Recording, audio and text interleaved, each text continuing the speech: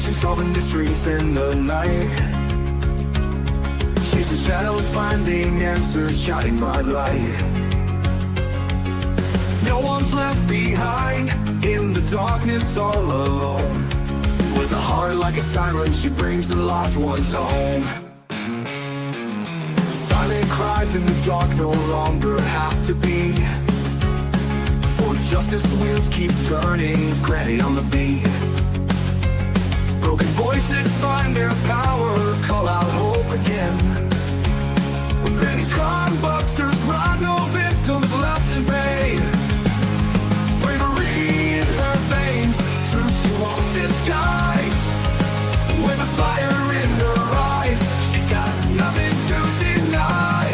Credit fights for justice, never backs down from the call. For the voiceless and the missing, she'll stand tall.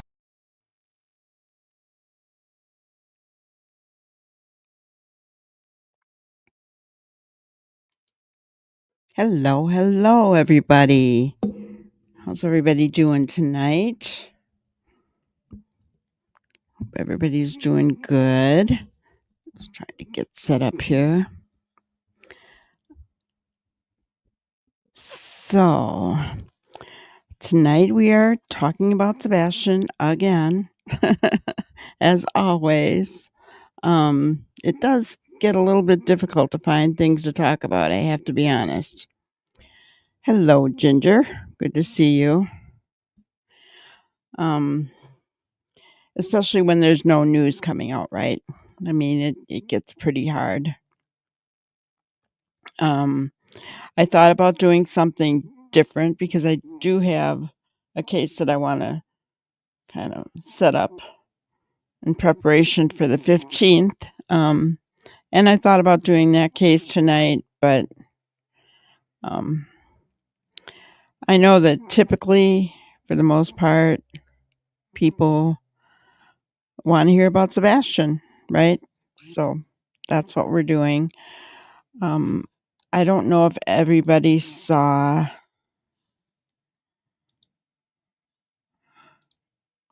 this post by At Night yesterday. It's March 7th, 2025. For 1 year and 11 days since February 25th, 2024, 16-year-old Sebastian Waindrake Rogers has been missing from his home in Tennessee, a wrenching gap in a nation that promises to shield its young. This is 1 year and 10 days too long. Sebastian is not merely a name on a missing persons report. He is a son whose voice once warmed a family's home, a grandson whose stories brought light to quiet days, a neighbor whose presence tied a community together, and a friend whose absence leaves a lasting silence. He is a young American who should be carving out his future, exploring, learning, dreaming, not lost in an unanswered shadow. Whoever writes these is really good, I gotta say. This is not a solitary struggle for one family. It is a summons that echoes across this land, from the wide open plains to the city skylines, from the shores to the summits. And I've got goosebumps, guys. Americans of every faith, heritage, and calling are bound by a single truth. When a child is missing, we rise as one. To the patriots who revere this nation's might and view it as a land of honor and responsibility, this is your charge, because defending our own is the bedrock of our strength. To the dreamers who cling to hope and the vision of a people united and lifting one another, this is your hour, because no child should slip through the cracks in the America we shape. To every American, whether you kneel in a chapel, a temple, a mosque, or beneath the heavens, whether you toil in fields, classrooms, or workshops, this is our shared oath. Our children are our tomorrow, and we will not turn our backs. Sebastian is still out there. He belongs to us all.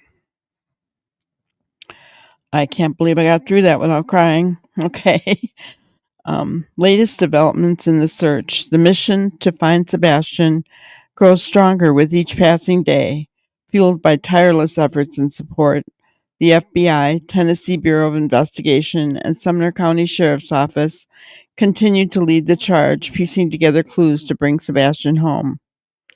Furthermore, the FBI offers up to $50,000 for information leading to Sebastian's return. Dwayne, Dog the Bounty Hunter Chapman, alongside At Night, raised the stakes with a total reward of $347,000, of which $297,000 is his contribution beyond the FBI's amount, amplifying the urgency to resolve this case. So it is a total of 347, guys, not 397. I spoke erroneously the other night. I had seen it somewhere before that it was over and above, and it's not. It's altogether $347,000, which is still a lot of money, right? If you hold even a fragment of information, a glimpse, a whisper, a hunch, step forward now. Your voice could break this case wide open. Do not let Sebastian's face fade from memory. The time to act is here. Contact information. Immediate sightings, dial 911 if you believe you see Sebastian. Sumner County Sheriff's Office, 615-451-3838. Tennessee Bureau of Investigation, 1-800-TBI-FIND. Their email is tipstotbi@tbi.tn.gov. The FBI tip line, tips.fbi.gov. Dog the Bounty Hunter and At Night tip line, 844-922-3236. Email mostwanted@manhunts.one. We endure because justice is our cornerstone, because truth is our guide, and because the American spirit never bends. We forge ahead because this nation, built by the hands of every creed, color, and purpose, does not forsake its children. Sebastian, we are coming for you. America, stand with us. And of course, we have the flyer shown there. And Dog just kind of added along to it. Holy man, wait a minute here.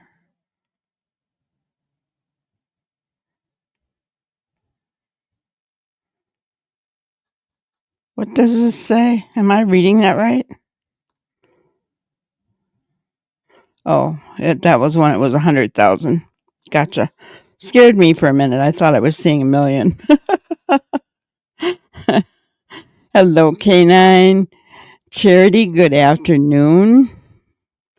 Brenda Jo, hello, hello. Melissa, hello there. Good to see everybody.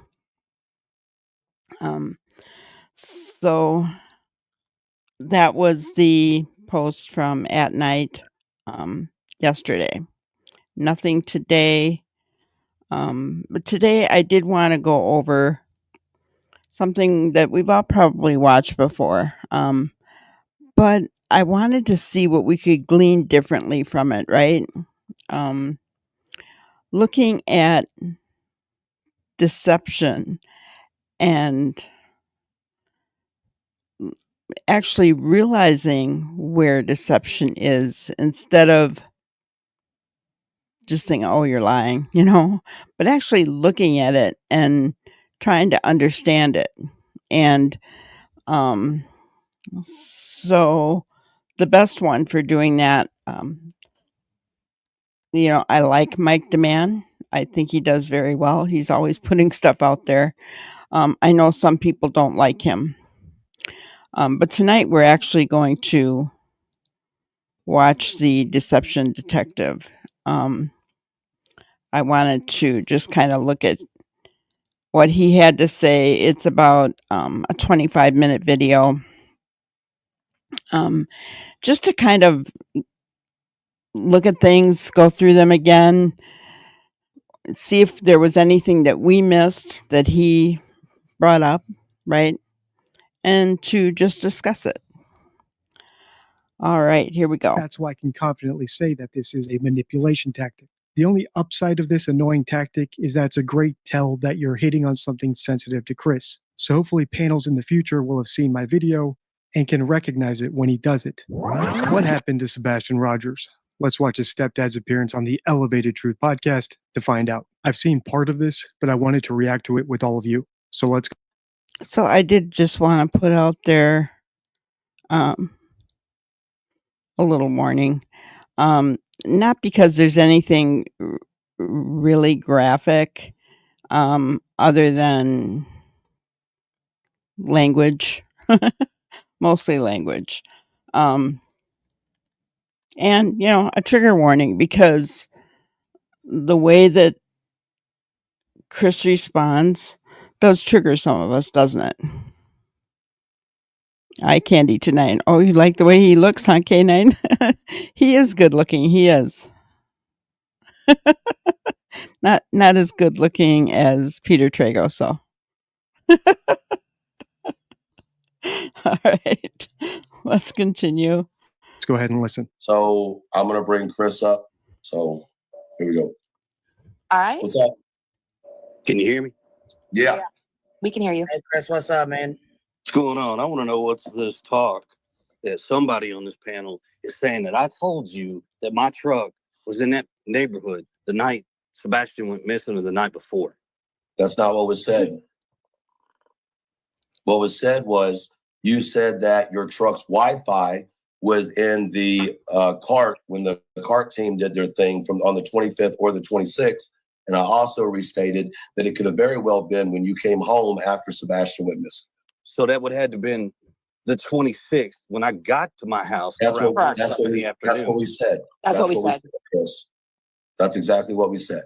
Before we get too deep, let me just bring everyone to the table. Sebastian Rogers is an autistic teen who went missing sometime between the evening on February 25th and early the next morning. Chris Proudfoot, the guy on the call here, is his stepdad. And he says that he was out of town on work until the 26th when he was called and told that Sebastian was missing, and then he drove home. That's why he's so adamant that his truck didn't connect to the Wi-Fi at the house until the afternoon of the 26th. In other words, Chris has an alibi, but that doesn't mean he's clueless about the disappearance or even uninvolved.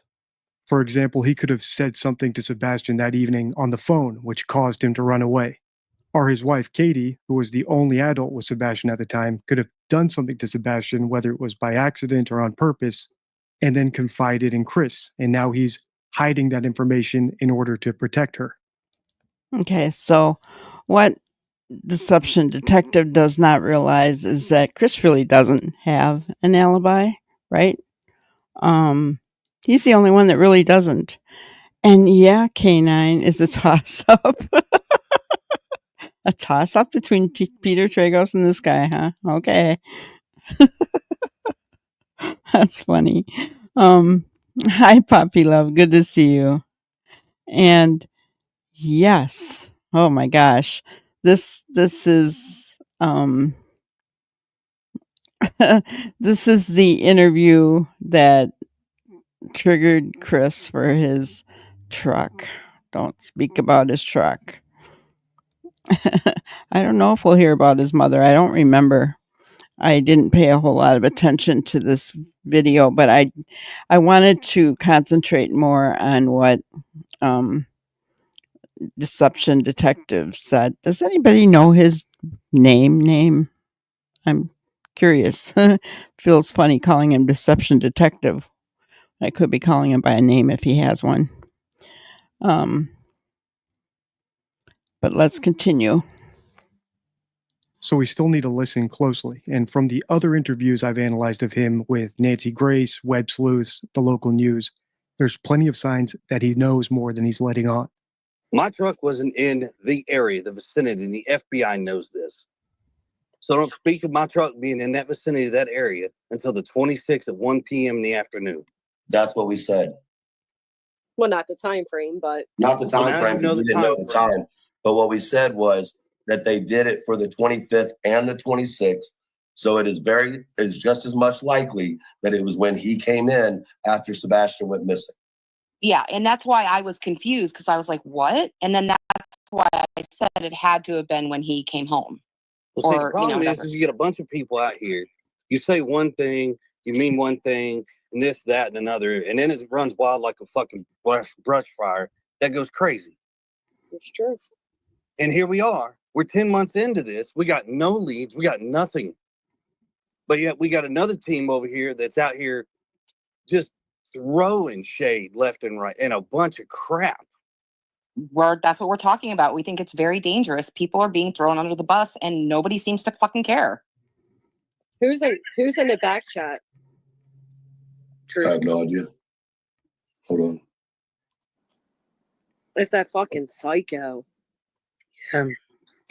Under Chris's name too. Yeah. Yeah. Chris Yeah. Proudfoot. I see it in the back chat. Yeah. So who is this person? I don't know. I do. That's the person that's attached to that woman that accused you, Clue, of having something I to have do no with idea who it is, to be honest with you. What the hell's her name again? She was making those anti-Seth videos, and out of nowhere, she went nuts on us. Remember? Momming it up. You talking about momming it up? Oh, that Yeah. crazy bitch. From the snippets I've seen of this panel did a better interview than Nancy Grace. And I'll link my analysis of her interview of Chris and Katie at the end of this video so you can watch that next to compare and contrast. Does that surprise you guys? Yes, CP is very defensive. Let's just call him Yummy.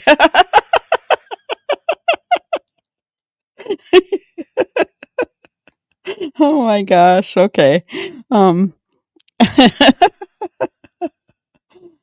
Yeah, CP is very defensive, but I am shocked, I think, that he is saying that this panel did a better job of interviewing Chris than Nancy Grace did. Oh my gosh. Oh, I can't.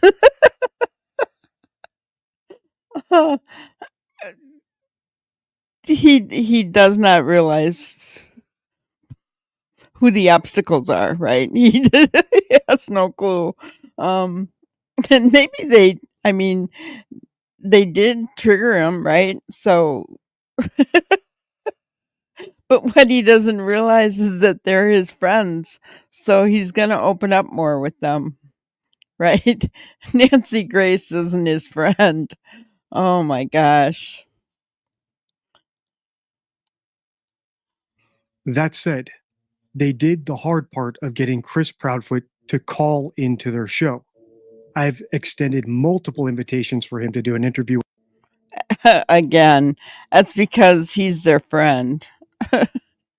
He's not going to come talk to you, Mr. Yummy. with me, and I've been rebuffed every time. So they have him there. They have him talking about his truck, essentially his alibi, and when it connected to the home Wi-Fi. And what do? They sideline Chris to talk about some behind-the-scenes drama with some other creator who's trying to join the live stream. Instead, what I really wish they had done is challenge him on that alibi. They had the perfect opportunity and segue to do it. For example, they could have said, does your truck connect to any other Wi-Fis automatically? Does it connect to the Wi-Fi at your workplace? Would logs show us when your truck disconnected from the workplace Wi-Fi? Does your truck have GPS as well? If we check the logs, would it show us the route you took and all the stops you made? Would there be any unusual stops? Another thing I wanted to point out, though, is that Chris also seems to have gone distracted by the creator drama. If you've seen my analysis of other parents of missing children who genuinely don't know what happened to their kid, they typically have an agenda when they have an audience, whether it's asking for help or asking for prayers or providing updates or giving out a phone number for people to call with tips. So as we listen on, let's listen to see if Chris does any of that, or is he just here for the drama? Or He does not realize that they're not going to ask him those questions. They're not going to confront him about the geo-tracking in depth because they don't want him to look guilty. These are all his friends, right? So they're here to protect him. Truth was a little bit combative, yes, but for the most part, they're all here to protect him. They don't believe he's guilty. They're not trying to get information out of him that would make him look guilty, right?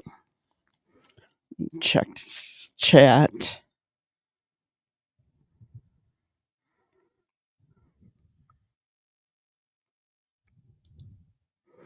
Yummy does understand that CP is watching all of these creators very closely. Yeah.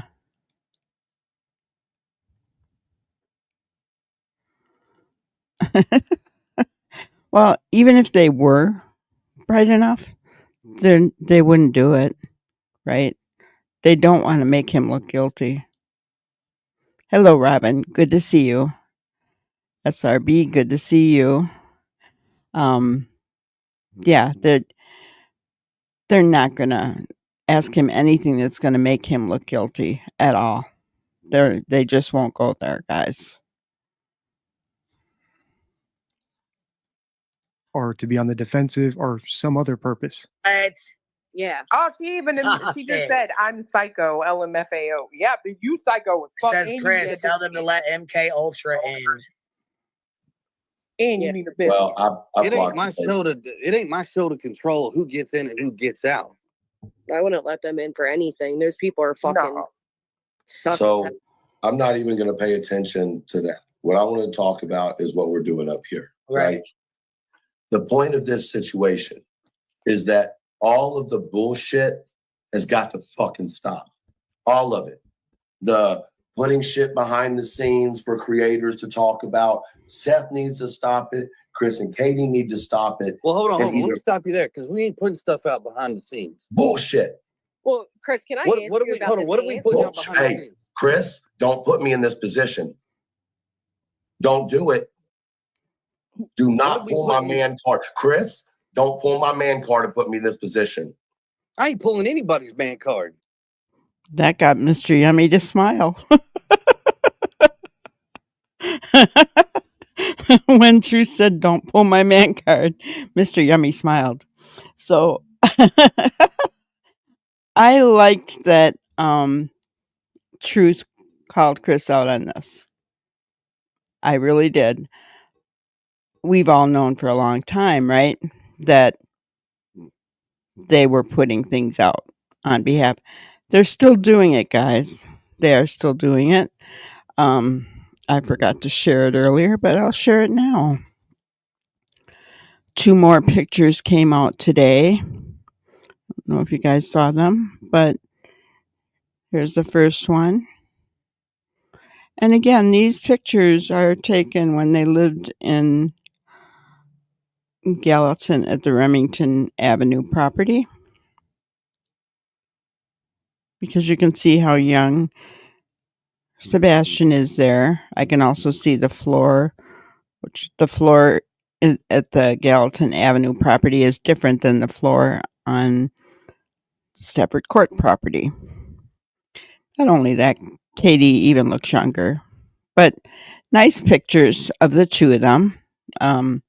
So, I mean, if there's any of our obstacles in here at the present time, they're not going to hear me say anything bad because they are nice pictures, right? They just are. Good pictures of a mother and son makes me still go back to my video a few nights ago about what happened. When did the disconnect take place, right?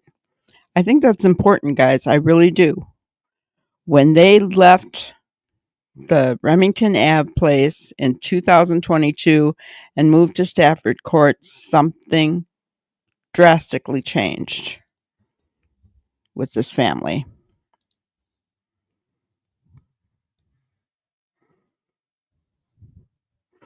Mr. Yummy is like, wow, what a disaster, right? You don't have a man card. I know, Robin. That's why I put a warning up. I don't, care for that language either. There's no need for it, you know.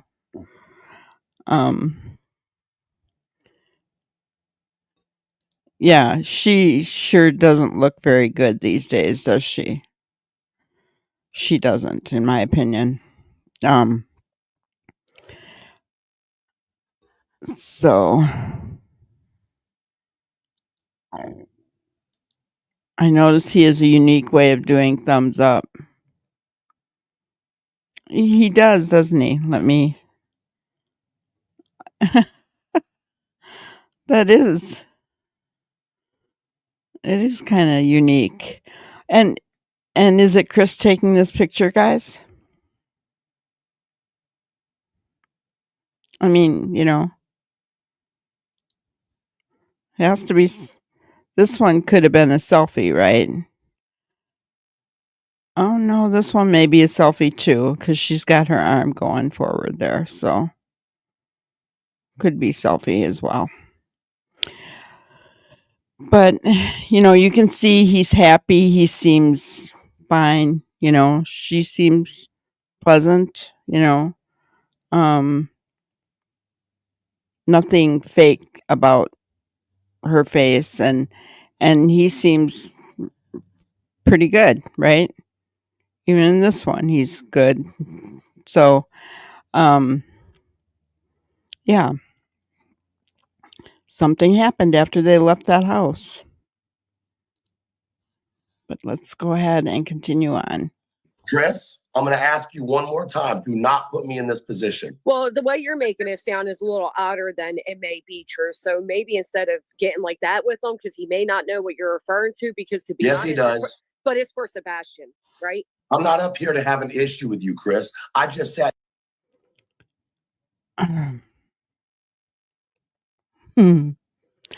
She needs to just leave it alone and be quiet. It's the nicest way that I can say it. She does. She just needs to be quiet and leave it between those two. That's my opinion.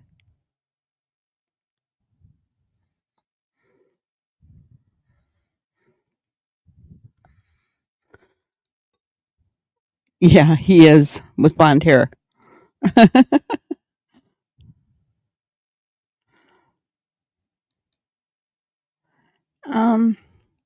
I don't think it was just a diagnosis. Something happened in that family dynamic, right? Something happened in that family dynamic that caused things to change. It caused the way Chris looked at Sebastian to change. And I don't think it was just the diagnosis of autism, because if he was just diagnosed in 14, he had it before then. So that wouldn't have changed anything. I mean, I'm sure it didn't help, especially as things got worse. That's going to make him feel stressed out and, be worse. Yeah. Kids love their parents no matter what they do to them. I mean, that's just a given. Kids do, right? I think Sebastian started to get a voice and they couldn't handle it. That could be part of it, I think. Sebastian is so adorable. He's stolen the hearts of thousands across the world. He really has. He really has. And the thing is that I think that a lot of us have the picture of him as a youngster because that's all the pictures we've seen, right? We've seen very few of him at being 15 and a half, right? I still want to see the picture that Katie took of him that night. Pictures.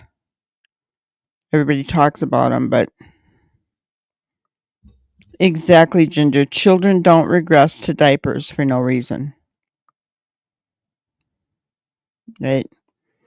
And it tells you a whole different story that when he goes with his dad, he didn't need those diapers. So how much stress was he under? What happened in that family dynamic to all of a sudden need diapers when he didn't need them at the Remington Ave house?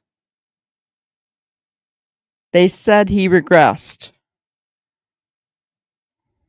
They clearly said that. Yeah. There's been hints that he was afraid of CP. Yeah. And I mean, was it because Sebastian got a voice like SRB said, and he's, spoke out against some things maybe, and Chris lost it on him? I mean, I don't know, but something happened in that family dynamic once they moved to Stafford Court. And it caused Sebastian to regress. Chris got violent, which is not the first time that Chris has gone violent, right? He's done it before from things that we've heard. And Katie, what was she doing? Standing by and letting it all happen? Yeah, some kind of trauma. Did he get abused again, essay wise? And I don't know by who. I'm not suggesting anybody. I'm just saying, did it happen again? Was he around someone? I mean, did it happen again? There's all kinds of things that it could be. We may never know the answer to that. I hope at some point we find out the answers, but we may never know what really happened, where the disconnect came. But let's continue. Here and said, I don't think you have anything to do with the disappearance of your stepson. But do not put me in the position of you saying that there's not shit being pushed behind closed doors when you know damn well there has been. I'm going to tell you right now. But there was a long silence there after Truth said, damn well there has been. That's a quote. I was quoting him. Long silence there by Chris. Which we knew all along, right, guys? We knew that they were feeding the obstacles, right? That's why they're obstacles. There ain't even a thing out there that we're afraid of. We I don't haven't think there done is either. anything. Hold on. Let me finish. Because this isn't about fucking sides. Once again, when all these creators can get past this shit and finally focus back on Sebastian.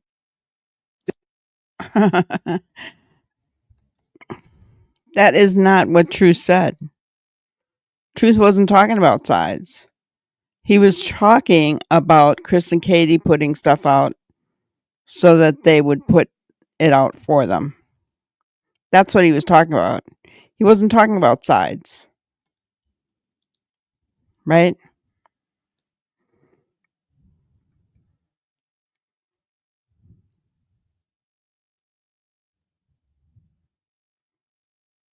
Okay, so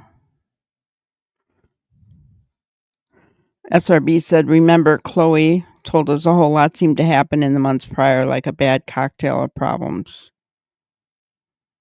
Okay, I didn't know she said that, but I believe you. And we know about the 5 CPS reports now, right?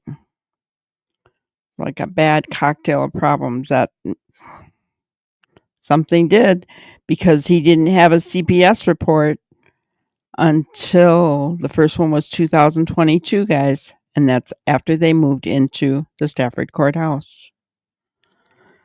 Just a hunch, but something may have triggered a PTSD response to his past essay. Very well could have been. Yeah, so many secrets in this young boy's life. I bet his teachers know more than they're saying. And guys, don't get me wrong. I am glad that they haven't said anything publicly. I applaud them for that. All I pray and hope is that they did tell law enforcement what they know. Because it sounds like Sebastian trusted people at that school to tell them what was going on. Yes, their neighbor in the backyard was a police officer.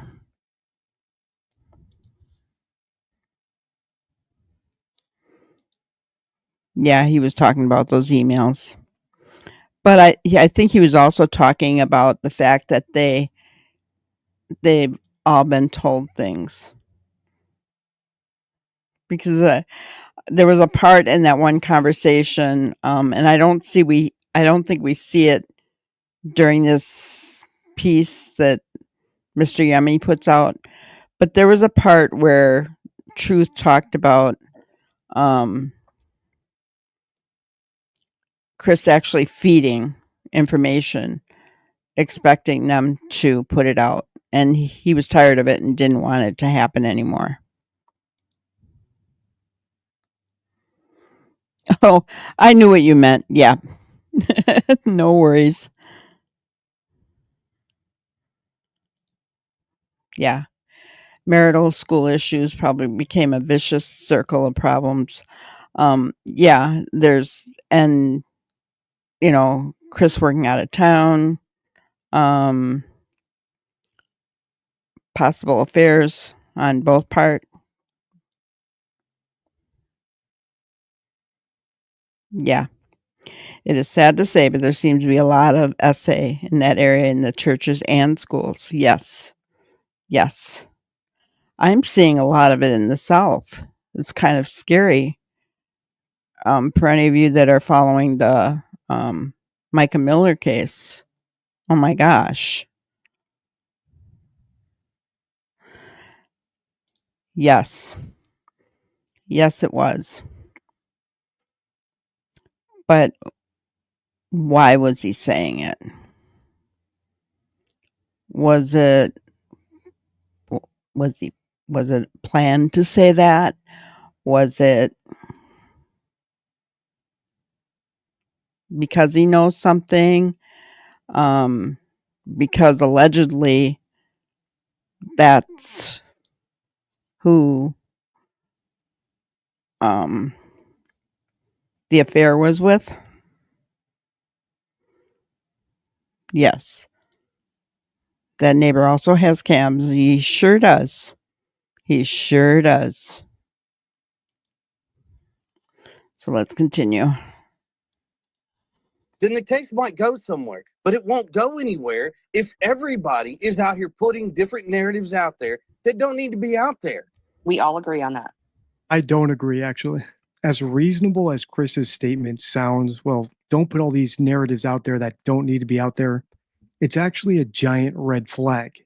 Because if you don't know what happened, there's no way to know which narratives are useful and which aren't. On your screen now is my spotting hoaxes card from my deception deck, my 52 favorite rules for spotting lies and manipulation. And one of the best signs that someone is hoaxing, in other words, pushing a narrative that they know isn't true, is conclusiveness. It's impossible to say what's relevant or irrelevant, or which tips are a waste of time and which ones are good if you have no idea what happened. And since I can predict the comments, I agree that it's possible Chris simply just meant he doesn't want his and Katie's personal lives plastered all over social media. And that's fair enough. But the question still remains, how do you know which elements of those personal lives are irrelevant? Remember, Chris wasn't there when Sebastian went missing. So how can he be so sure that nothing in Katie's past, or her medical history, or financial history, or history with Seth, or any other person he doesn't know about, wasn't a factor in Sebastian's disappearance? I wasn't there, so I can't rule any of it out. Or an affair. But Chris, I think we all know Chris was there, or we all pretty much suspect he was there. And Chris shouldn't be able to either, unless he has some sort of idea of what happened. Right, but that includes So once everybody, again- Chris. And Chris shouldn't either, unless he has some kind of an idea what happened. I liked what he said there. Chris is complaining about all the narratives. Why? He wants his narrative to go through. He wants his narrative to be the one that everybody follows. But sorry, we just don't believe lies. We just don't. You're going to lie to us. We're just not going to believe you. I'm sorry. So your narrative is not going to work for us. And it's true. I'm, you know, even police officers have to look at different things, right? They have to look at different scenarios, different narratives, if you will, to figure out what happened, what's real, what's not, what couldn't be, right?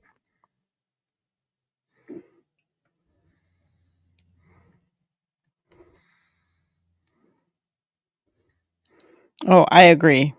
And I didn't I hear somewhere that there was a lot of drinking going on between the two of them? And his cams can see in the windows of the Proudfeet's home. They're very good cameras.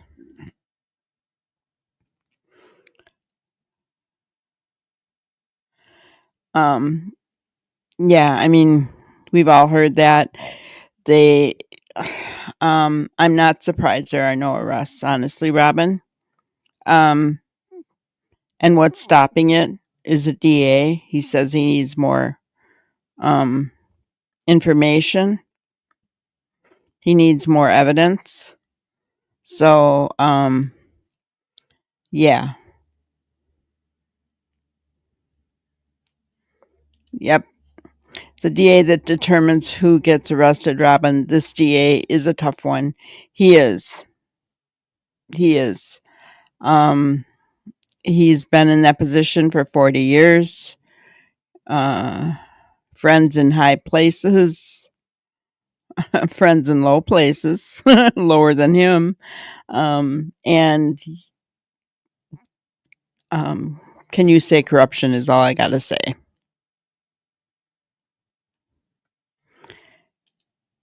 Just look at them in the latest interview. Yeah, reeks of alcohol. Yeah, they definitely need a new DA. I think he's lived a good life, you know. He he needs to retire or something. You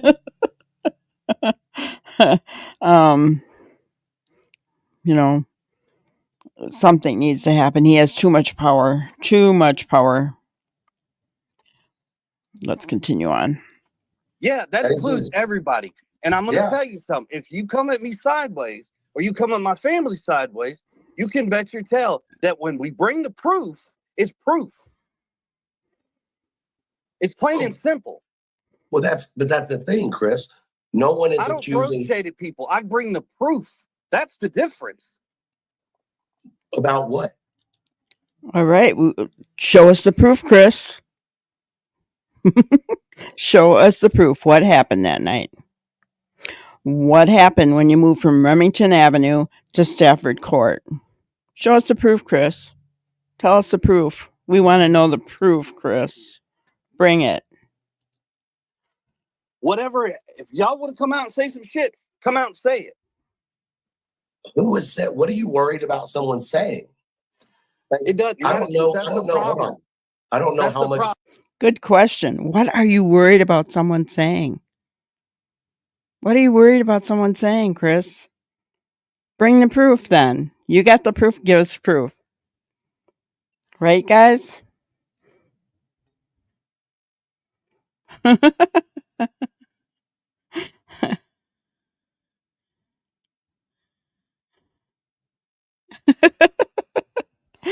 right.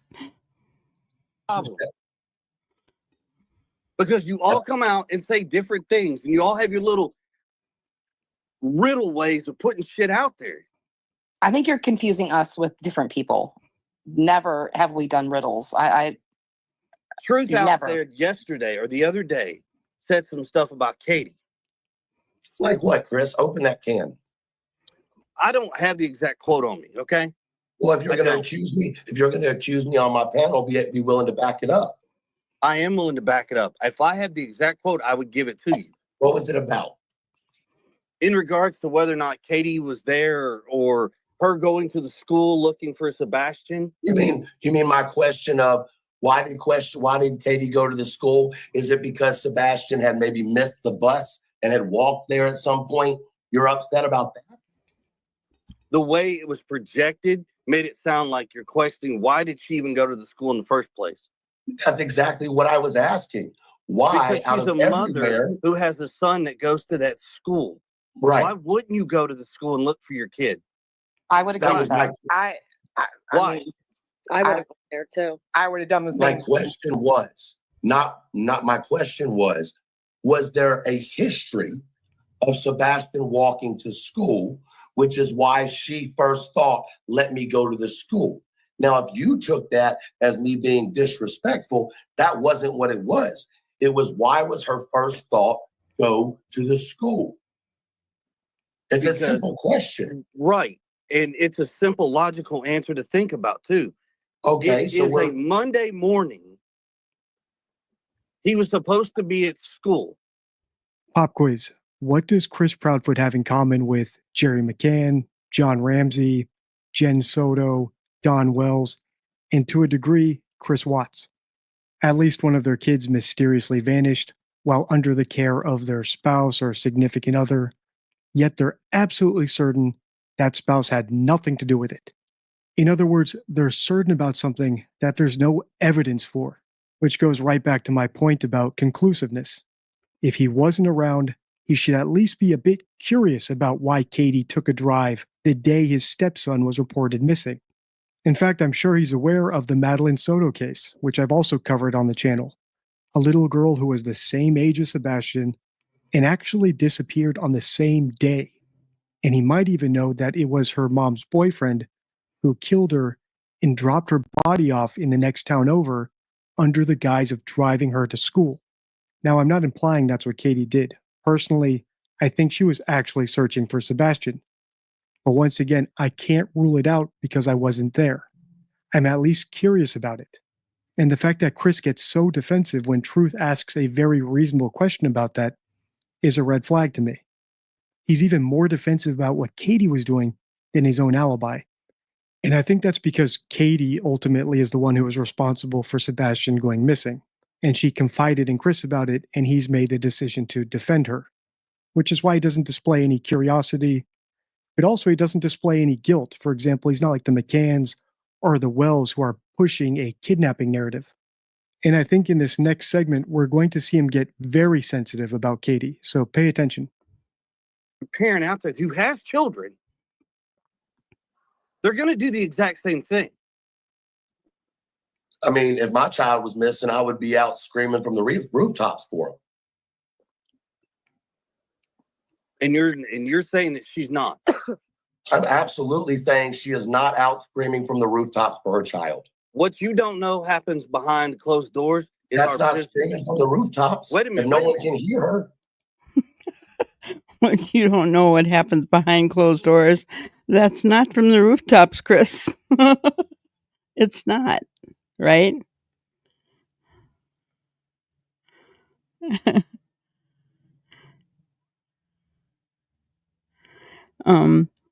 If you watch Truth, you can see his smirk. That is why I thought this was another game being played by CP and his friends. Could have been, but I think he's really, honestly coming at CP.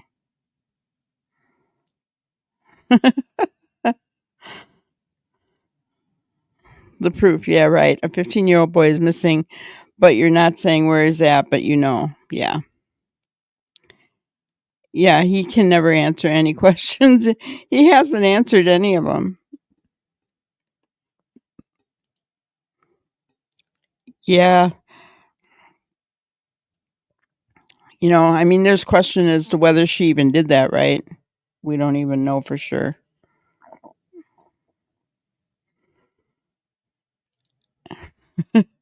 Yeah.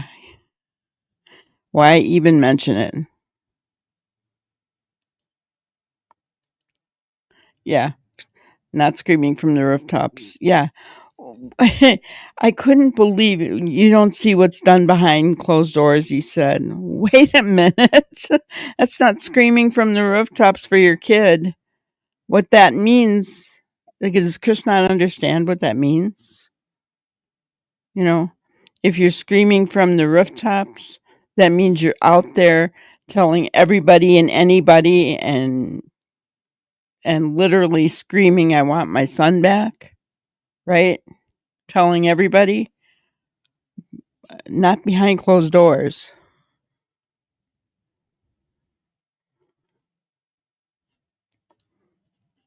She drove to the school, but she went back home. Well, in all fairness, Chris told her to go back home because the police were coming. Good point, SRB. We need things done outside of closed doors, right? Hello, Savvy. Thank you. Aw. That's awesome. Welcome in. We're happy to have you. All right, so let's continue on with these guys. The problem is every time that somebody comes out and does something or says something, it gets twisted and turned in such a negative light. It doesn't matter who it is. Mm-hmm. It doesn't matter. That's true. 100%. I don't disagree with you on that. But when I mean, So once again, you're out here saying this. hold on. No, I'm out here saying this because I've said that. Hold on. I've said this to you and Katie personally, have I not? You have, Truth. And what Okay. you don't understand is you're not here in this situation. You're not seeing the whole picture. Hold on. Now, when I had that conversation with you, was it one conversation, 10 conversations? Truth, we've had several conversations. Okay. Now, did I ever have that conversation with you with any ill intent whatsoever? No. Okay. Not well. So why are hold you on, mad wait, at wait. me? Let me correct my Why? Here is an example, guys, of Chris talking to a man, and this man is getting Chris to answer honestly, right? Whereas he doesn't with women. I mean, he did answer honestly. He said, "Yes, we've had several. No, you didn't. You weren't mean about it, or ill intent or anything." But here's the other point I want to bring up, and I don't know. I suppose it's neither here nor there, but Truth has said that he's autistic, right? And he must be high functioning as far as I'm concerned, because he's doing really well in this interview. He's not getting the love he wants. Yes, screaming loud. Cheryl, thank you so much. That's so sweet of you. Whoever got Cheryl's membership, please thank her for it.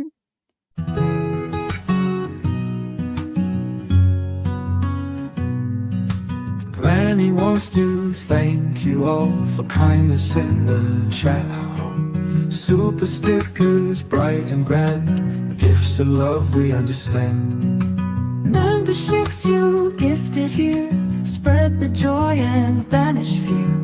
Every super thanks you send warms her heart and ends the end. Granny cheers with love so true for each special thing you do. Thank you from her heart. You all play a major part. Thank you.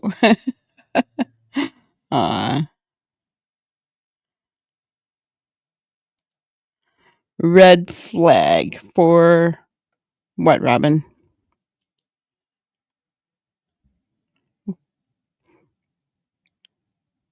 That CP's not getting the love he wants, that's a red flag. CP is one big red flag. Amen. He really is. And we've said it many times in our chat here, haven't we, that Chris and Katie were their own worst enemies, right? Every time that Chris gets defensive, and lets his anger get away with him, it's been bad, right? It's been really bad. I will say he at the 1 year mark, he didn't get defensive, right? He didn't, he hardly talked. And I think that was planned. Maybe Katie realized that he was hurting more than helping. Um, I mean, could very well be. So let's continue. Are you mad because I'm asking questions? Because I Well, want, I'm mad. just Hold like on. you want, Well, let me answer your Sebastian to be question. home. I mean, Let you me got answer to your give a chance question. to talk, Truth. To be fair, So automatically, my phone has been blowing up ever since you started talking about my truck. Oh, his truck, guys. His truck. Ever since he started talking about his truck. Trigger. So it's shit like that when it's put out there and you don't have the right information, which I'm pretty sure I've told you that before. I said That exactly when what my you truck just was said. there, once again, are you going to let me finish? If you'll listen to what I say and repeat it I was correctly, trying sure. to, but I was trying to finish my statement. All right, go ahead, Chris. Look at So, Mr. Yummy. I told you this before. And the cat's out of the bag. FBI looked into me a long time ago. They've tracked my whereabouts with no problems. So when you come out here and somebody makes a statement, and then once again, like I've said before, you say something and 50,000 people take it and they run with it and they twist and turn it. You could bet your sweet ass this conversation will be twisted within less than probably an hour of the show being over, if not twisted now. It's twisted. Oh, oh, somebody's Yeah. live. Somebody's live. Yeah, but oh, here's they're the all in thing. the chat. It doesn't Yeah, matter true. how people. It doesn't matter how people twist it, right? Like they're going to For twist you, it everything. doesn't matter because you're not hold living on. this life that we live. Are you going to let me? Chris has been on this live stream for about 10 minutes at this point. Has he addressed any potential kidnappers? Has he addressed Sebastian, who might be watching? Has he asked for help in the form of donations, tips, prayers, or even given a call to action like a tip line? He hasn't done any of that. In fact, he hasn't even given an update on the case. And there was actually a big one right before this live stream. A few days prior, Dog the Bounty Hunter posted the last known footage of Sebastian alive, I think at the Texas Roadhouse Grill. So we don't have any of that from Chris here. He doesn't seem to have the same priorities or agenda as actual parents of missing children. And you don't need to take my word for that. You can go to my channel and watch me analyze parents who are confirmed to have had their kids kidnapped for examples of what they do when they get media attention. The second thing I want to point out is a tactic I've seen Chris use twice now. Before he gives us that tactic, I just want to say that what do we see every time Seth gets on? He always talks about Sebastian.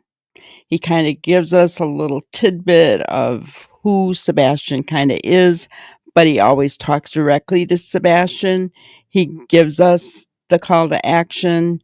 He tells us call 911. He's even gone so far as if you see him, don't bring him into your house. Which I was like, what? It's cold outside. You're number one suspect, right? When you bring him in. Well, I never thought about that because this old granny and me would have brought him in, got him warmed up, fed him, called 911, right? That would have been me until Seth said that. Seth is always making it about Sebastian. Brandy Vaughn, always making it about little monkey, right? Michael Monkey Vaughn. It's always. What do you see with these two? Not so much. The first time was in my video, Do Innocent People Get Angry, where he did something similar with web sleuths. Basically, the tactic is to call into the show accusing the hosts of saying something incorrect. In that, when it was something about his parents traveling to Alaska the day after Sebastian went missing, in this one, it's about them allegedly saying his truck connected to the Wi-Fi on the 25th instead of the 26th. And whenever the panel gets close to something sensitive to him, he circles back to that accusation and puts them on the defensive. In other words, I don't think it's a coincidence that they were talking about Katie and her unusual silence when he brought up his truck connecting to the Wi-Fi once again. There's really no reason to be circling back to it now. It's a deflection tactic we've also seen Don Wells use with YouTubers. So let's see how Truth handles it and see if he can get the conversation back on track to where it should be. He's most sensitive about Katie. That's what they should be doubling down on. It's simple. Are you going to let me finish? Because I'm listening to you, right? You cannot come on here and act like I'm doing something wrong because I'm paying attention to you and Katie, and you have no problem with everybody throwing shade at Seth. You have no problem with that, okay? You can't come on here.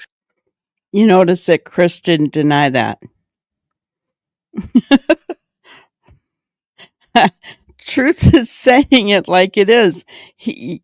Chris gets upset because one of his people is, talking about him and Katie, and he's not necessarily saying anything bad. He's just talking facts, right? He was just talking facts about the truck, the geofencing.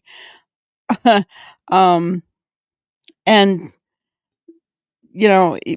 then he says, well, you don't have a problem with anybody talking bad about Seth, right? And Chris didn't deny it. And pick apart something I'm saying because you don't agree with it now, but you sit there and have no problem with people attacking Seth. Okay? I have problems when I gave you the truth. I have a problem when I gave you the truth. What truth? What truth? I told you about my truck. Is that not what I just said on my live? I literally said what you said. So why are you arguing with me about that? Because there's a lot of questions about it. Because that has nothing to do with me. I said word for word what you said. No, you didn't. Because it wasn't, well, my truck would have been there the 25th or the 26th. That's not what I said. There is no question about me on the 25th. I didn't show up until at least 1 o'clock in the afternoon on the 26th. Period. Can you? No, you brought a different car. You brought a different car in the early morning hours of the 26th. That's what you did. He has a podcast. They call him Truth. Elevated Truth podcast, I believe. That's where Mr. Yummy got the video from. This was a big outrage after it happened. But yeah.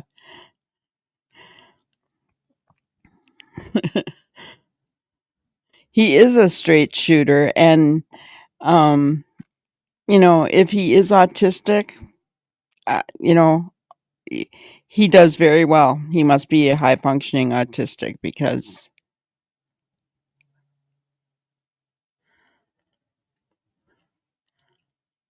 hey, Granny, I sent in my hunch. They haven't looked at. Oh, awesome. Awesome. That's good.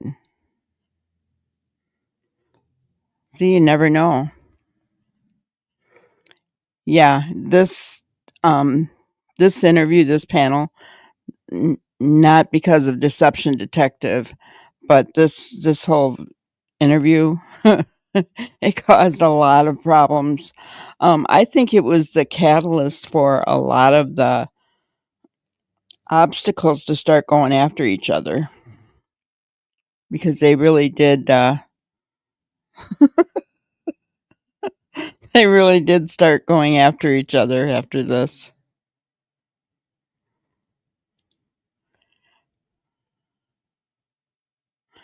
Yeah. Often part of the show I mod for when he first came around, so I don't care a lot for him. Yeah. He's in this circumstance, we actually like what he's saying, right? Because he is being a straight shooter. He's standing up to Chris, which is rare, right? From these people. right? And look at those people that are on that panel, right? And so he's standing up to him. And so we like that, right? There's very few. I mean, that end up making Chris shut down. I mean, Nancy Grace is the only one I can think of that he looked scared of. And I mean, she just bulldozed them with questions that she wanted, so I guess I can see why Mr. Yummy would get more out of this interview than he would that one. Right? Because it was more fiery. Chris is saying things off the top of his head, where with Nancy Grace, he was thinking about every single thing he was saying, and she was leading him. So,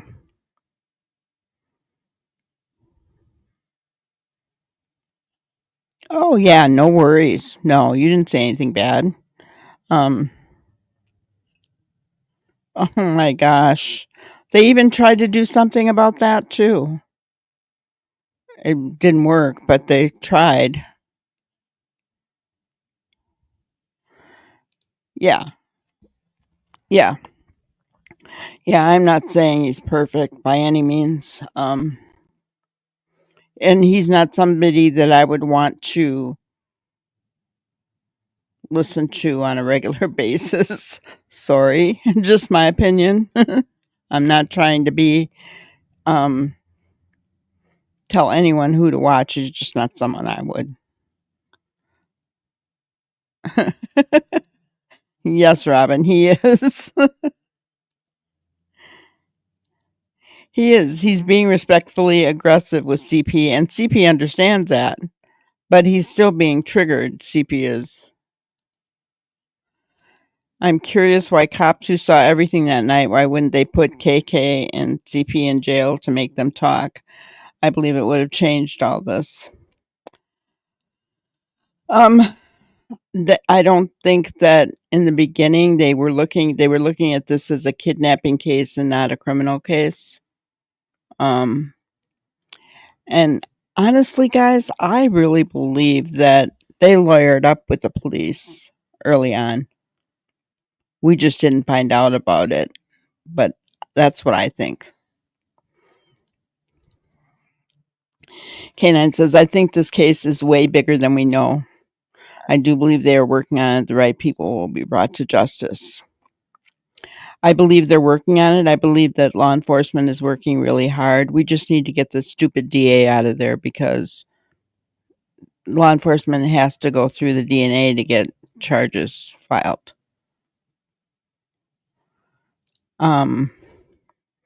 Yeah. Please know that just because I am showing Mr. Yummy's video doesn't mean I approve of any of the people on this panel. I'm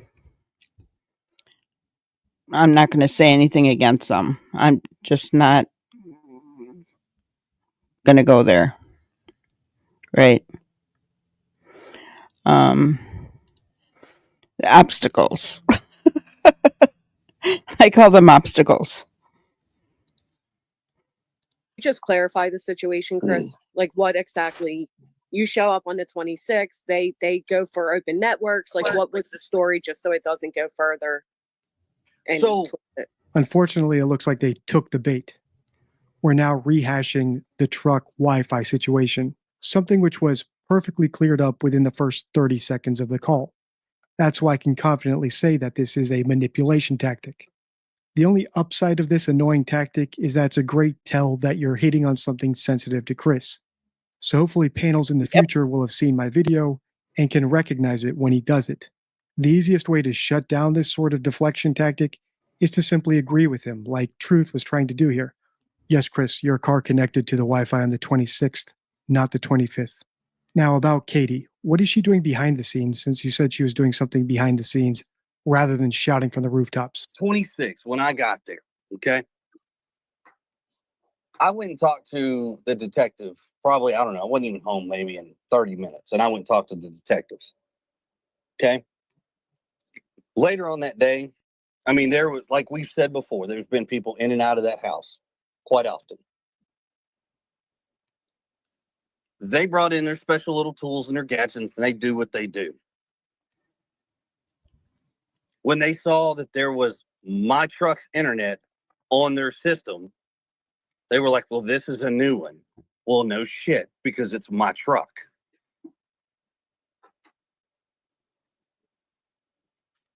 Yeah, that makes sense. That makes total sense.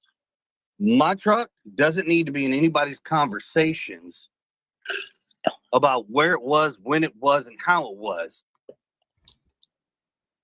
Chris, did you hear me say that I don't believe that Chris had anything to do with Sebastian? Okay. So then in saying that, when I spoke about your truck, do you think I was insinuating that you had something to do with Sebastian's disappearance? No, I mean, that's not what I said. I know. So my point is, it was said that your truck was there. I explained that they did because you told me that they did the geofencing thing for the 25th and 26th. Okay. Am I right? I didn't tell you exactly what dates. I told you when they did it. However, what I'm telling you is don't insinuate my truck or me on the 25th or the morning of the 26th. I didn't. So why are you still stuck on that? I mean, Drew, to be fair, like I'm really trying to focus on the chat because I know we have trolls. And there are people saying that you kind of were insinuating. And I mean, I'm not going to lie. I kind of felt that too. And that's why I was confused. I was like, what? I really was. Me and Bonnie were both like, what the fuck is he talking about? Like, I mean, Go back and say what I said. Hold on. You do have a way of saying things like this mysterious fucking chocolate in a like fucking Valentine box. Like, what the fuck am I going to get? I don't know until I bite. You know what I mean? I'm not trying to be rude, but I mean, you do insinuate when you speak. I mean, I guess what's okay is that we can grill Seth to the end, but we can't grill Chris and we can't grill Katie. No, I don't think anybody's saying that. No, hold on. I'm going to stand. I have the right to say my own opinion. I'm not saying y'all agree with me, right? But it's interesting to me that Seth has been accused of horrible things with Katie. Seth has been accused of being abusive. Hold on. Can I finish, please? Just 1 second. Seth has been accused of being physically abusive with Sebastian. Chris has been accused of these things. But what we're arguing is a truck being in the area. That's what made you jump up here. Not all the other accusations. But so we'll address that real quick. It's real simple. What goes on in our family is not the public's business. We're not going to sit here, and I'm not going to sit here and tell you. Yes, it is, because it led to what happened to Sebastian. I disagree with them, right? What goes on in their family, what happened from Remington Avenue to Stafford Court is important because it led to Sebastian's disappearance. Something happened in the dynamics of that family that led to it. So, Mr. Chris, you're wrong. It is important. Maybe you're right. Maybe not to all of us, right? But it is important to law enforcement. More importantly, the FBI.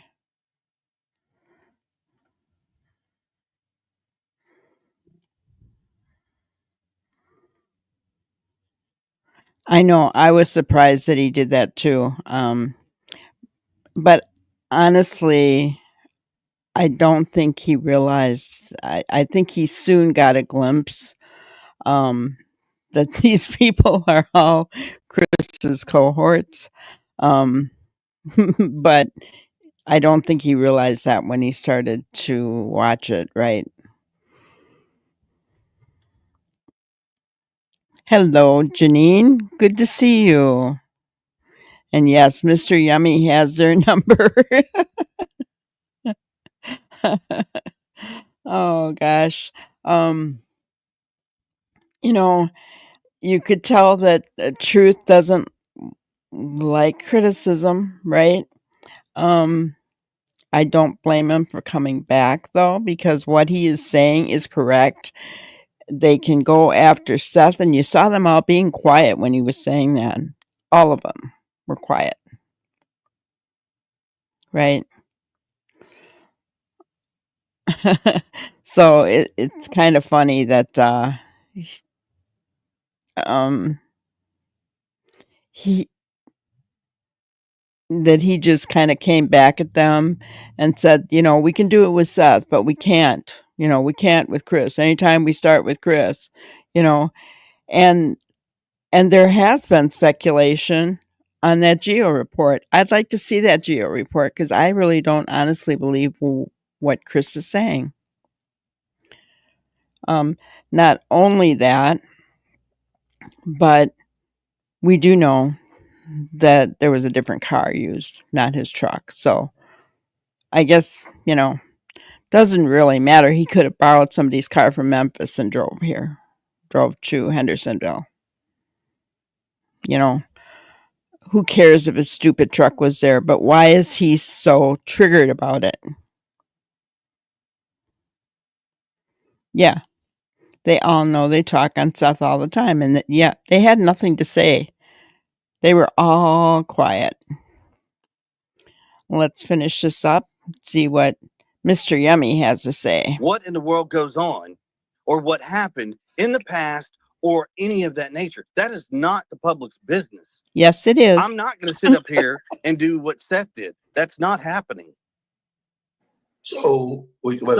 I don't care if it offends or hurts somebody's feelings.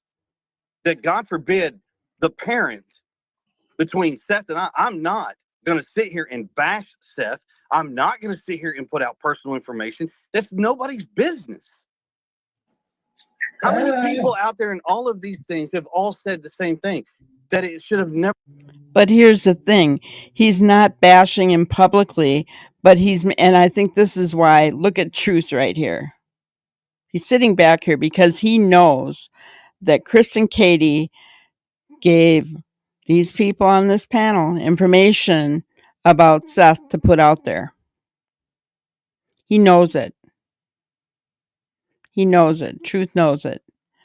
So he's not bashing Seth himself publicly, but he's doing it. He's using all these people to do it. And that's what made Truth mad to begin with, right? Never happened. And it's correct. It shouldn't have. I agree. It doesn't do anything.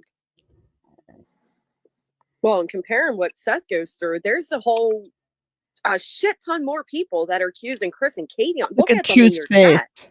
Fucking Yeah. Listen, I'm not. been in Listen, here hold on. before. It's wild in I don't- there. Like, It I is. mean, your and then chat- you're saying, oh, Seth doesn't care if people talk about him. Tell me he fucking doesn't when I'm paying a lawyer for an injunction. yeah, When that's he a said lie. us That's And on cease and top of it, desist. a bold Truth. faced lie. He cares. Well, I will say this, Truth, you and I, we've had our conversations, and we respect each other enough to understand we don't sure. always agree, and we don't always Absolutely. disagree. For sure. But when your chat and my phone blows up, Unfortunately, it looks like Chris's little tactic worked perfectly. We're no longer talking about Katie at all. The panel is now totally on the defensive. That said, I've received plenty of comments on X, the DD forum, and YouTube telling me there's plenty more to this interview. So I might have to fast forward till they get back on track. So if you want a part 2, let me know by liking the video and sharing. For my analysis of the Proudfoots on Nancy Grace, click the video on your screen now. Until next time. So he was right.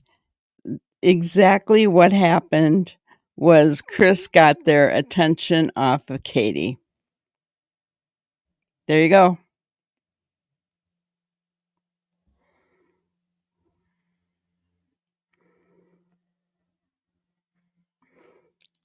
And Ginger says, I would like to know who was blowing up CP's phone, telling him he needed to get truth. Oh, yeah. Yeah. Yeah, because they were all on the panel. Must have been some of the subs. Exactly. He hasn't. I mean, I will say this. I mean, he has said that those two don't belong, being a parent. He was angry because when he found out about the CPS records, right? But I mean, nothing that they haven't said either, right? So, but for the most part, he doesn't, right? And he's the one that gave those pictures at the vigil of Katie and Sebastian when Sebastian was tiny. Yes, Truth knows way more than he's saying. Very much so, Janine. You could see it on his face. He knew for a fact that, Chris could sit there and say, I'm not going to bash Seth, but they gave them all that information behind the scenes for them to put out. He knew it.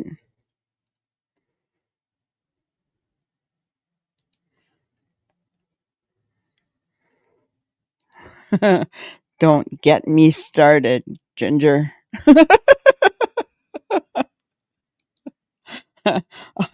All I will say is I am a real granny. I am. I have 2 grandchildren, guys. I'm a real granny, 66 years old. There you go. It's very obvious that CP has been talking to all these people behind the scenes. I've not heard of that in true crime creators before this case. I know. I never heard of that either. It's like they pulled people in around them and,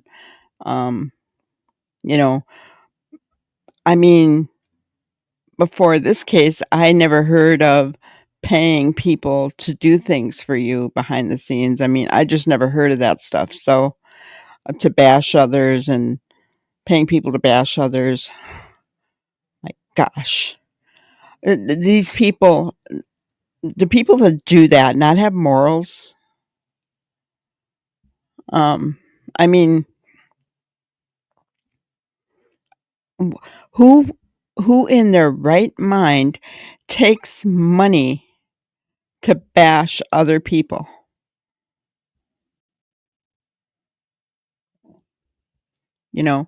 As I said, I'm a real granny. I was raised better than that. So that's not something I would ever even think of doing. And to know that people are out there doing that just makes me angry.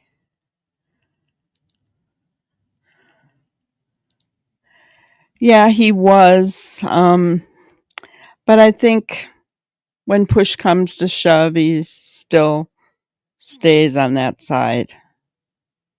As far as I know, I don't know. I haven't really paid attention to him.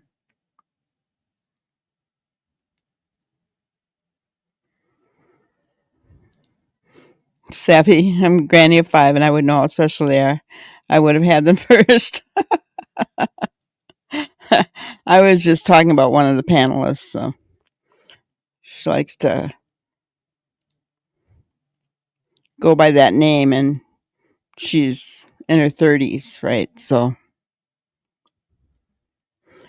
it irritates me. But oh well. We can take off the sensitive sign now because we don't. We're not watching that anymore. So, but yeah, yeah, I don't get it either. I don't know. Do they truly believe they're innocent? I mean, that's what they say, but do they truly believe that? Do they not care? I'm just kind of curious because I'm finding more and more on these YouTube streets that there are people that just really don't have any morals anymore, right? It's really sad. Very sad, in my opinion.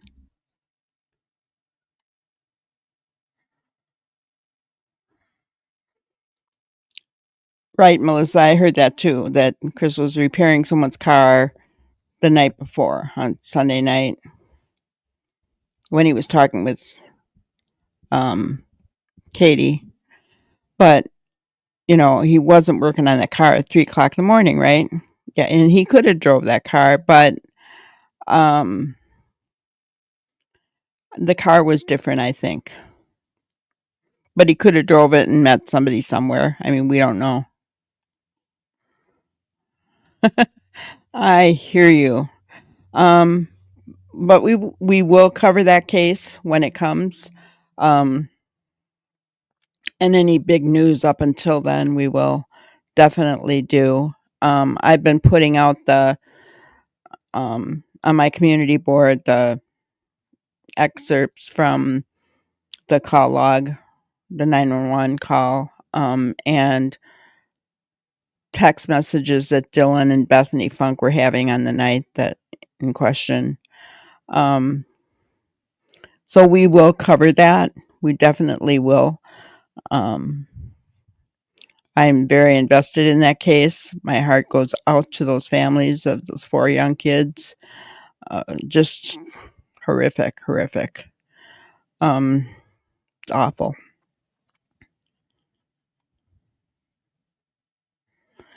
Ginger says, even if Sebastian ran away, someone or something in that home made him want to leave.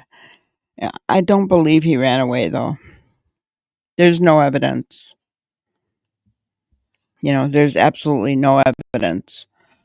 He was taken out of that home. I believe that with all my heart.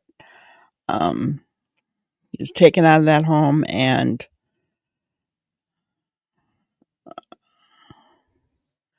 yeah, and no sign of little Dane. I did do a morning clip for that. I think that'll be not tomorrow morning, but the 10th canine. Oh wait, not that one. I did that one already. You might have seen that already. I was talking about the other case that you were talking to me about.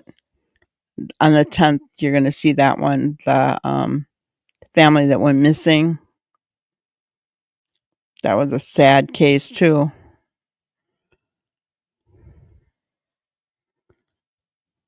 Yeah. I did check for updates on Dane, and just nothing. Dragging that river, I guess.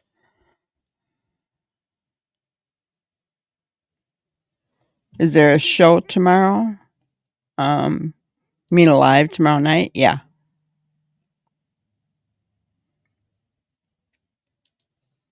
And then I always have a morning clip that I do. Usually not very long, just to be able to talk about some other things. Everybody likes the Sebastian Rogers case, and anytime I try to get away from it, interest wanes. So I keep talking about Sebastian, but yeah, we'll have a live tomorrow at 5:00, like normal, Central Time.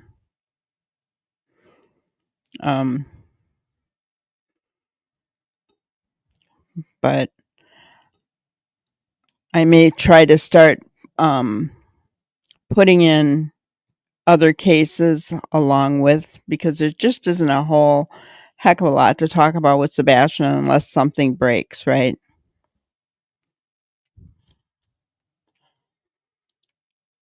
This was all planned by them. That's why she gave him a day of fun. She sent him somewhere. Yeah, I'm kind of thinking that too. We went over the TRH video last night of just focusing on Sebastian and Katie talking, and we even said that he didn't look like he had a day of fun. He didn't look like he was a happy camper, and I had to wonder, and I noticed everybody was talking about it today. It was crazy, but I had to wonder why First of all, why wasn't he happy? And what was she telling him? Was she telling him that he was going to go away? What was she saying to him? And, I mean, he shook his head no a couple of times, once pretty solidly. I mean, not violently, but, pretty solidly. And so you got to wonder what she was telling him, right? What was she saying to him? Was she telling him he was going to go away? And then when he walked out of the TRH, and he saw Green Hoodie, for lack of a better person, or for lack of a better term, he kind of backed up and then he kind of walked out and about, but he never took his eyes off of Green Hoodie. So, I can't even imagine what Sebastian went through. And what has he gone through this past year? They believe he's still alive. There's no evidence that he's gone. And we've all said we're going to, here at Granny's Crime Busters, that we're going to believe that with Seth, because unless they give us proof otherwise, we're going to believe with Seth, stand with Seth and believe that his son's alive. That's what he wants. And so that's what we're going to do, right?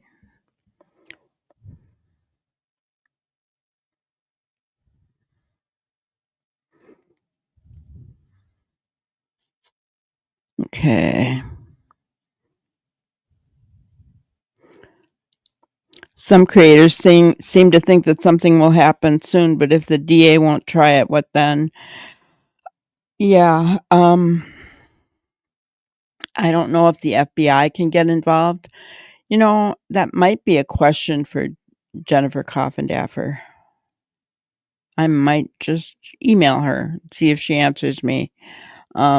I just have, because guys, on the 15th, I'm going to go into that more. There's a connection to another case. And there are some big players involved, including the DA. And it's frightening. It's kind of scary. And I'm doing it on a members only because I just don't want it to be out in the public for everybody to peruse. I kind of like being alive right now. I don't want any hits put out on me, but it let's just put it this way. It makes sense to me why there was hits put out on Dog and Nick and Hong and whoever else, and big hits. It makes sense to me, and it's scary, and that's why it's going to be a members only. So 15th, 2:00 p.m. Central Time, become a member because you're not going to want to miss that.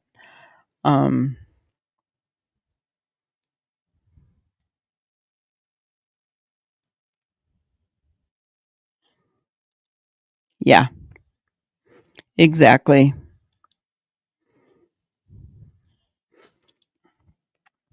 I've got so much information, it's making my head spin, SRB.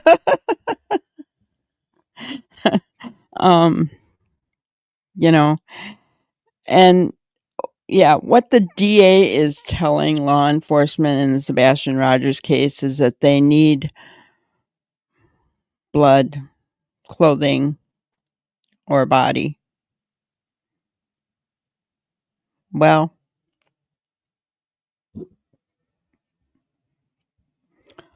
so in other words, they don't need to know who did it because they already know.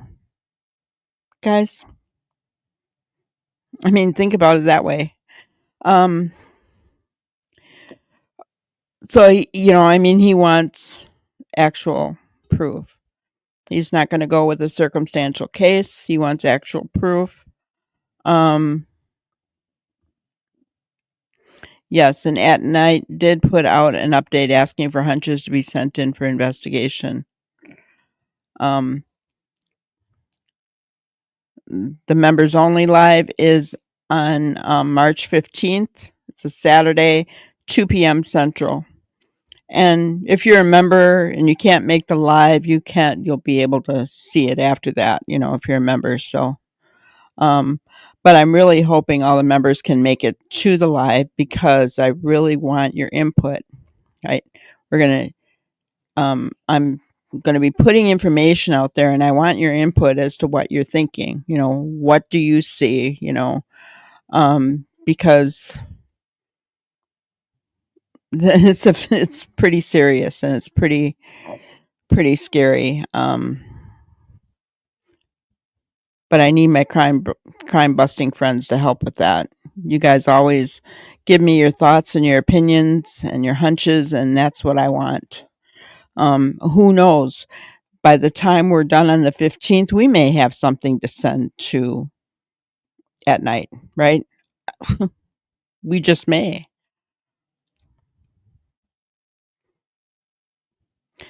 Which I understand wanting actual proof, but that's not always possible.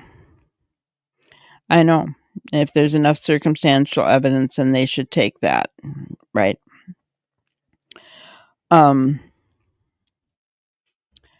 Yeah. Well, and I would think the CPS reports alone, along with Sebastian's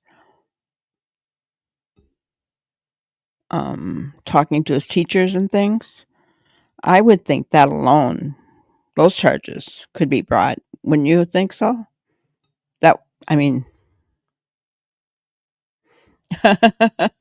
Awesome, SRB.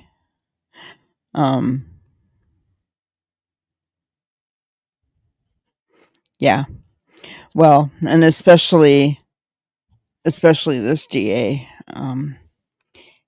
I think he's trying to come across as soft on crime. He's only going to convict with, maybe it's a matter of him wanting a high conviction rate for his office. I don't know what his thinking is, but I do think there's some kickbacks and some corruption going on there.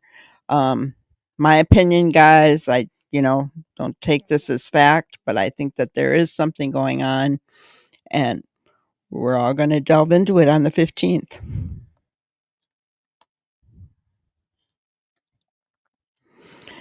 Sometimes I feel too much gets let go too long because they're afraid to go after whatever they have, right?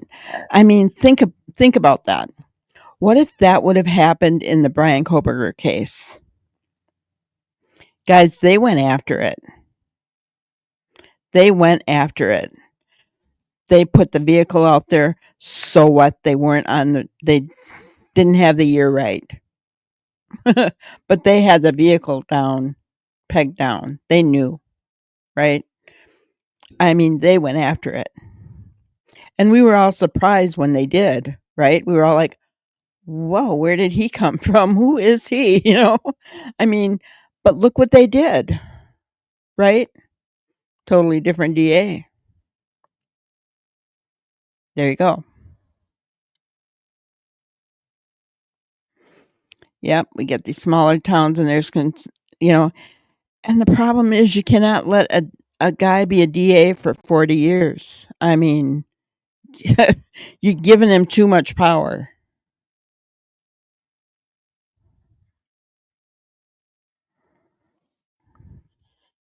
Yeah. Got thrown out. Yes. Yep. It's really sad. Who are you talking about, Poppy? By who, though? What do you mean? I'm not following you. I'm sorry.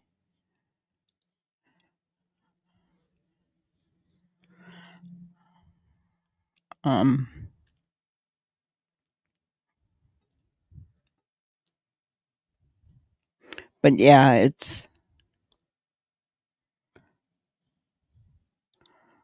in this case, I will call it corruption. Very definitely so. When you see it on the 15th, you'll understand why. You'll understand why I think that.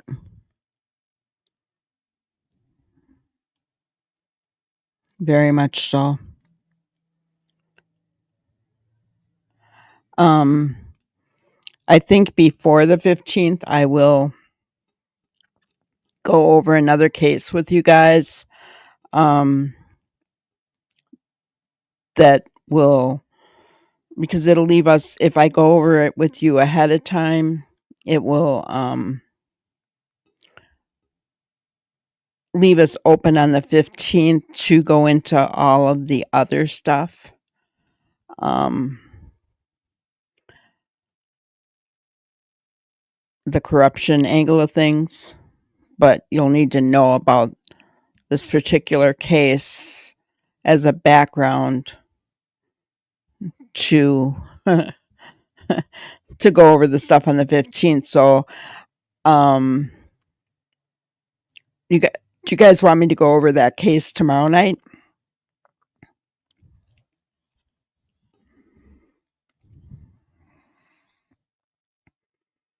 And we can do that instead of Sebastian tomorrow night. If you want to, let me know.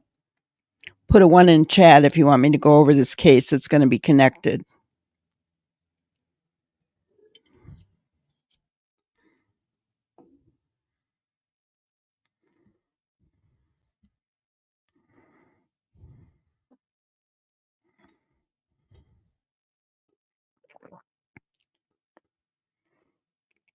Want to do it tomorrow night?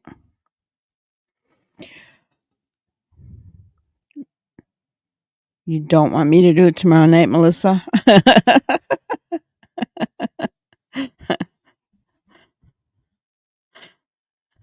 SRB. Oh, you mean 1. Okay. All right. We'll go over that case tomorrow night. But there'll be more to come on that case on the 15th, as well as we'll be talking about the players in Sebastian's case as well. And the corruption, right, on the 15th. So we'll go over that case tomorrow night, 5 o'clock Central Time. And then unless something breaks big in Sebastian, right?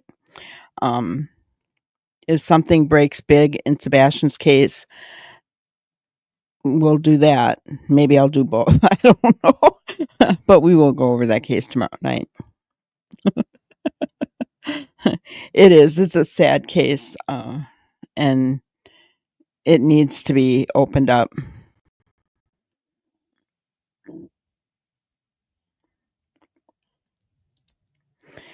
Yeah, I hear ya. I haven't been able to find a link yet on that one, but I do believe, well, I can say this, part of the corruption is, I never knew this before, guys, that they give people off the street cards to be like security police officers, correctional officers who don't have any kind of training. They just hand them out. They call them reserve correctional officers, and that's who the guy is behind, that lives on Kellen. Okay. Okay, SRB. We'll see you tomorrow. So yeah. And that is something that is big in both cases. So that could be the link. I don't know. Why the 15th? Oh, gotcha. Just because I've got a lot of research to do before then, and I want to get it all together for everybody. That'll give me the time that I need to do it.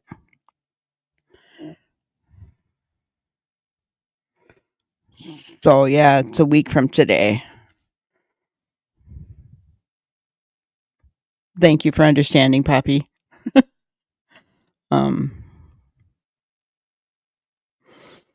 But yeah, it is huge. Just so you guys are aware. I mean, Ginger's been helping me with the um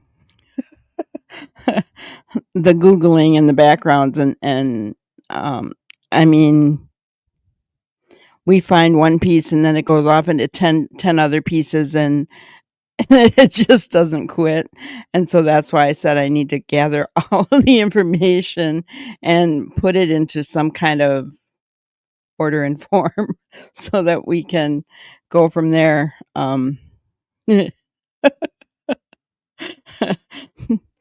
Yeah, it's crazy.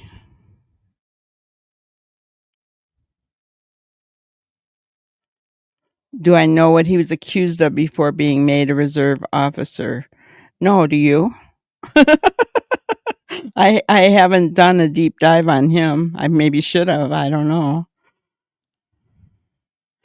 I was looking at the bigger players. Did he do something? Oh, was it SA, Melissa? Oh, if it was, then this is just bigger than we thought, right, Ginger? Oh my gosh. Please tell me I'm wrong, Melissa.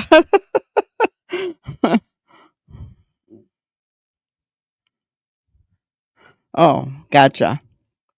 I know his name. But that's probably is something that an angle that I need to look and see. So that's why I find more and more and more stuff, and it just oh, gotcha. No, I didn't say that about him. There was another guy, though. Yeah. Hi, Pitter Patter. Good to see you. We were just finishing up here. Yeah, we found some, but not connections yet,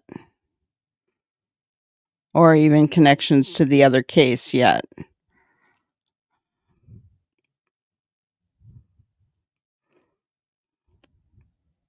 But we're looking. We're looking to see where all the ties are. What we have found so far is not good. Not good at all.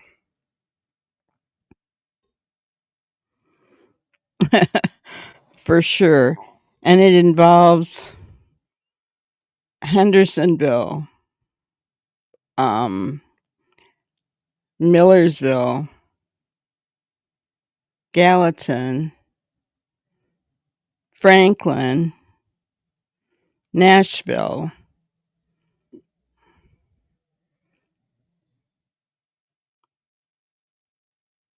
Were there any other towns around there, Ginger, that you can think of?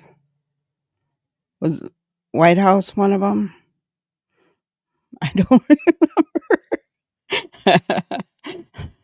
But yeah, Sumner County and another county.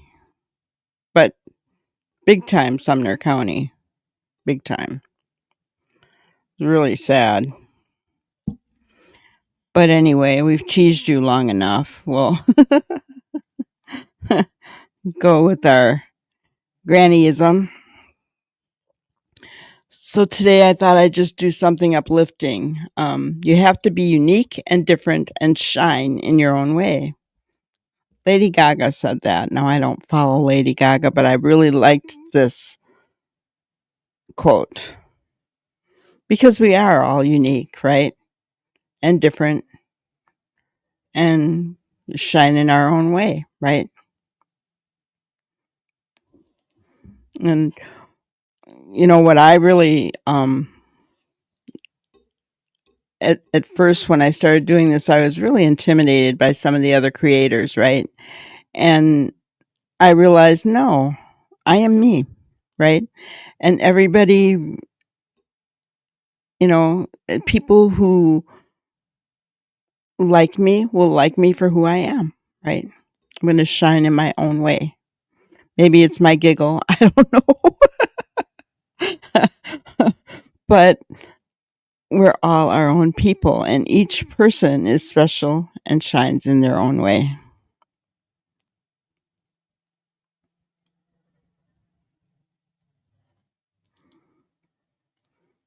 Anyone remember who the man was that was demanding CP to repent? Huh. I don't remember that at all, so it all comes down to that green paper with dead presidents on it, doesn't it? Definitely. Was that in a video, Ginger? I don't remember that. Or a vigil?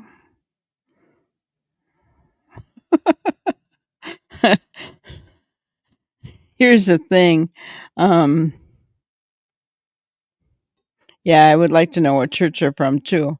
Because churches are involved in this as well, guys. But CP and KP repenting, I don't think that's ever going to happen. Oh, there was a protest. That's right. Yeah, I don't know. I forgot about that. That was a long time ago, wasn't it? Interesting.